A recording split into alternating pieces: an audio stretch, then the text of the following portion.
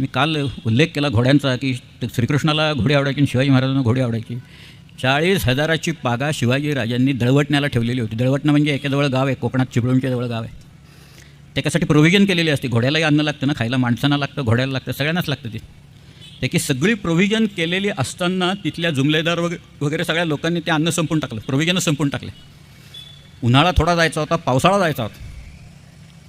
आता करायचं काय? तर शिवाजी राजांनी यांना पत्र पाठवले की मी सगळ्या गडागडावरनं सामान मागवलं आहे. आता तुम्ही त्या कारकुनाला दम द्याल, कारकून आता तुम्हाला रेशन करून देतील, मोजून देतील सगळं काय, तेवढ्यात भागवायचं सगळं काय. मी कारकुनाला दमदाटी करेन, माझ्या कानावर आता बघा काय करेन मी ते म्हणून. पण मग तुम्ही काय कराल? मग तुम्ही कराल ते शेजारी शेतकऱ्याकडे जाल, कोण भाजी आणेल, कोण पाल आणेल, कोण फाटा आणेल, कोण आणखीन काही आणेल. मग शेतकरी म्हणेल मुघल आणि यांच्यात फरक काय राहिला, याच्यातला फरक कसला आला आहे? हे तेच करतायत. तर तुम्ही असं करू नका. तो जर का विकायला तयार असेल तर पैसे देऊन त्याच्याकडनं घेऊन या सगळ्या. त्याच्यात तळतळाट लागतील. नाही तर तुम्ही जर का उचलून आणायला लागलात, जबरदस्तीनं आणायला लागलात तर त्याच्यात तळतळाट लागायला लागतील.